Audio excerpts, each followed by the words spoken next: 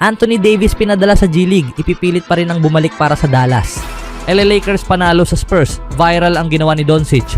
At Steve Kerr hindi nagustuhan ang laro ng Warriors, nasubrahan sa kampante. Ngunit bago ang lahat, kung gusto nyo ng matibay na basketball shoes, New Luka 3, mabibili lamang sa halagang $2,899. I-click lang ang link sa comment section. Si Anthony Davis ay inatasang magsanay kasama ang Texas Legends ng NBA G League ayon sa anunsyo ng Dallas Mavericks noong Martes. Matapos ang ensayo, si Davis ay agad na tinawag pabalik sa Mavericks nitong araw ng Martes. Si Davis, na nakuha mula sa Los Angeles Lakers kapalit ni Luka Doncic, ay isang beses pa lang nakapaglaro para sa Mavericks matapos niyang ma-injury ang kanyang adductor noong Pebrero 8. Iniulat na excited siyang makabalik bago matapos ang regular season, lalo na't nasa huling play-in spot ang Mavericks sa Western Conference na may record na 33-36 this season. Dahil mahigit isang buwan nang hindi nakakapaglaro si Davis at sa kanyang halaga sa prangkisa, may pangamba na baka bumalik siya ng masyadong maaga at muling ma-injury. Ayon kay Tim McMahon ng ESPN, may mga pag-uusap tungkol sa posibilidad na ipahinga na lang si Davis para sa natitirang bahagi ng season. Ngunit iginigiit ng 10 beses na NBA All-Star na susubukan niyang maglaro bago magsimula ang susunod na season. Ang mga injury ay nagkaroon ng malaking epekto sa Mavericks ngayong season. Sa pagkatalo nila laban sa Philadelphia Sixers noong Lunes, 8 lang ang aktibong manlalaro na kaya nilang ipasok, isang sitwasyong ilang beses nang nangyari ngayong season. Si Davis, Kyrie Irving, torn ACL, at Derek Lively, ankle stress fracture, ay kabilang sa mga kasalukuyang na injury na manlalaro ng Mavericks.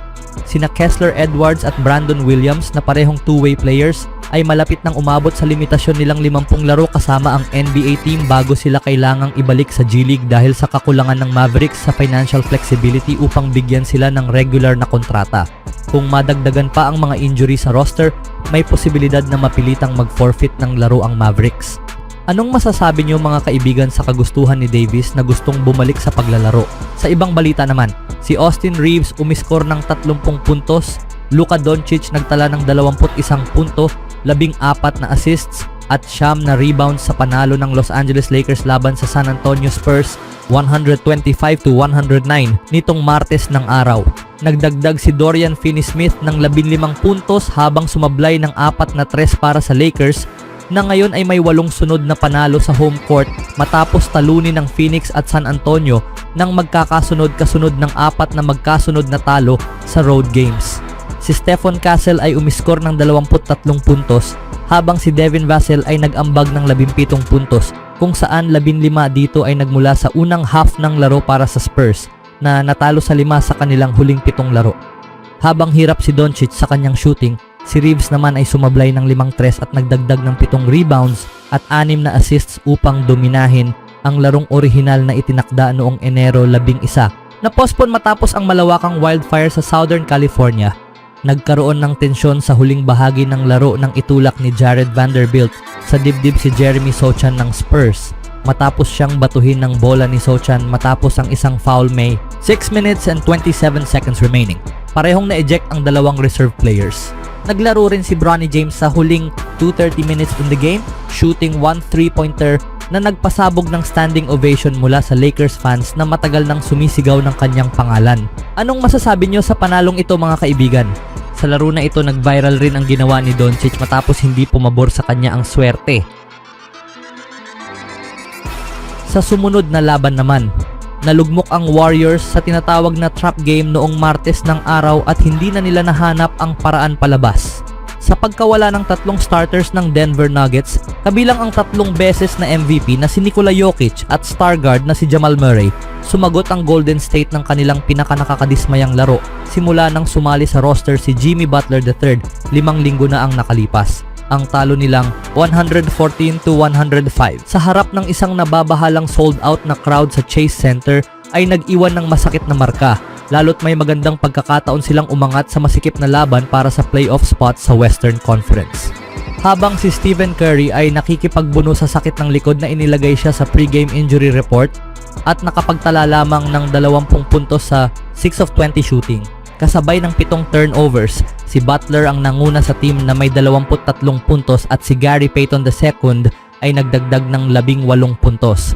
Sablay ang 12 free throws ng Warriors, nag-shoot sila ng 8 of 33 from the 3-point range, natalo sa rebound battle, 52-38. Nagbigay ng 24 na puntos mula sa 20 turnovers at nagtapon ng ilan sa pinakawalang katuturang assists sa kasaysayan ng basketball.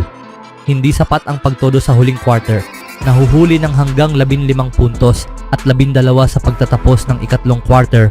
Nakahanap ng sapat na lakas ang Warriors upang magsagawa ng pagbawi na ginising ang madla na tila inantok sa unang tatlong quarters. Mas determinado sina Butler at Kuminga, pinatibay ang depensa at ginamit ang kanilang agresibong pag-atake sa paint. Binuksan ng Warriors ang ika-4 na quarter gamit ang 17-8 run, nakat ang deficit sa tatlo, 97-94, matapos ang 2 free throws ni Curry May, 6 minutes and 48 seconds remaining. Gayunpaman, sumagot ang Nuggets ng 3 sunod na baskets upang itaas muli ang kanilang lead sa siyam sa natitirang 4:31 minutes at walang ibang dapat sisihin ang Warriors kundi ang kanilang sarili dahil hindi na sila nakapagtala ng seryosong banta. Sa huling 4 na minuto, 3 beses silang natawagan ng foul at 3 turnovers ang kanilang nagawa na nagbigay sa Denver ng sapat na puwang upang panatilihin ang kanilang kontrol sa laro. First half slumber at malalim na hukay. Hindi nagtagal bago pinatunayan ng Warriors na kahit nasa gitna ng isang mainit na playoff race sa NBA, maaari pa ring magkaroon ng sandali kung saan nagiging kampante ang isang team laban sa isang mas mahina sa papel. Sa pagkawala ni Jokic, walang sigasig, Murray at Christian Braun, naglaro ang Nuggets gamit ang kanilang B-team habang tila naglakad-lakad lang sa court ang Warriors na parang grupo ng matatandang nagre-relax sa parke. Bago pa mag-halftime, naglaro ng magulo, walang sigasig at kulang sa focus ang Warriors. Minalas sa layups, sinayang ang fast breaks, natalo sa rebounding battle 25-15, sablay sa free throws 4-11 at hindi nagawang umiskor mula sa malayo, 4 mula sa 19. Bukod kay Payton, ang depensa ng Warriors ay tila natutunaw na sorbetes. Samantala, sina Aaron Gordon at Michael Porter Jr., ang tanging 2 starters ng Denver na available, ay pinakinabangan ang kakulangan sa depensa ng Warriors. Pinagsama ang kanilang puwersa upang umiskor ng 36 na puntos, 4.5 puntos na higit sa kanilang pinagsamang season average. Ang pag-iisa ni GP2. Habang nagkakalat ang Warriors, si Gary Payton lamang ang tila nagbigay ng matibay na pagsisikap upang pigilan ang Nuggets na magkaroon ng hindi na maaabot na kalamangan. Pumasok siya mula sa bench sa huling bahagi ng unang quarter at sa unang 3 minuto pa lang ay nakapagtala na ng 3 steals. Sinusubukang buhayin ang kanyang mga kabanda na tila wala sa tamang pag-iisip. Umiskor siya ng 11 puntos sa loob ng 10 minutong paglalaro sa ikalawang quarter. Nagtapos si Payton na may 18 puntos sa 8 sa 10 shooting mula sa field, kabilang ang 2 sa 3 mula sa 3-point range. Sa kabila ng kanyang pagsisikap, nagtala siya ng -1 in 26 minutes game. Kailangan niya sana ng kaunting tulong.